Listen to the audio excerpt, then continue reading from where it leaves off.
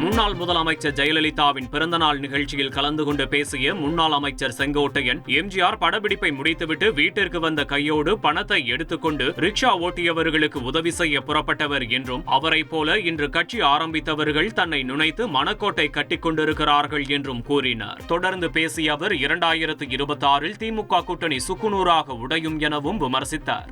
திரைப்படத்தை எடுத்து முடித்ததற்கு பிறகு அதை வருகின்ற வருமானத்தை எடுத்துக்கொண்டு சென்னையிலே ஓடுகிற சைக்கிள் ரிக்ஷா எடுத்துக்கொண்டு செல்கிறவர்களுக்கெல்லாம் மலைக்கோட்டை வழங்கிய வரலாறு படைத்த தலைவர். நீங்கள் என்ன படைத்திருக்கிறீர்கள்?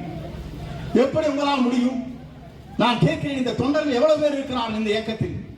திராவிட இயக்கத்தின் வரலாற்றில் அனைத்து இந்திய அண்ணா திராவிட முன்னேற்ற கழகத்தில் 2 கோடி தொண்டர்களை வைத்துக் கொண்டிருக்கிற இயக்கத்தை எவராலும் தமிழ் அசைத்து விட முடியாது. கூட்டணி மட்டும் கையிலே வைத்துக் கொண்டிருக்கிறீர்கள் தவிர கூட்டணி சுக்குநூறாக உடைகிற காலம் 2026 என்பதை நீங்கள் மறந்துவிடக்கூடாது. ஆங்கிலேயர் ஆட்சி காலத்தில் ராபர்ட் கிளைவின் அலுவலகமாக செயல்பட்ட கடலூர் பழைய மாவட்ட ஆட்சியர் அலுவலகத்தை அதன் பழமை மாறாமல் புதுப்பிப்பதற்கான நடவடிக்கைகள் மேற்கொள்ளப்பட்டு வருவதாக மாவட்ட ஆட்சியர் சிபி ஆதித்யா செந்தில்குமார் தெரிவித்துள்ளார். 16.2 கோடி ரூபாய்க்கு ஒரு ஒப்புதல் அளித்திருக்காங்க. ஜியோ நமக்கு பிப்ரவரி மாதம் நமக்கு இதை ஃபுல் ரெனோவேஷன் ஒர்க் பண்ணுறதுக்கு நமக்கு ஜியோ கிடைச்சிருக்கு.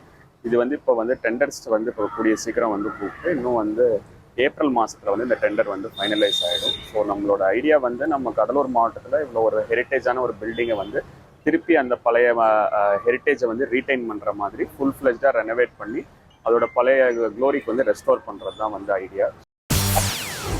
செய்திகளை உடனுக்குடன் தெரிந்து கொள்ள உடனே சப்ஸ்கிரைப் பண்ணுங்க.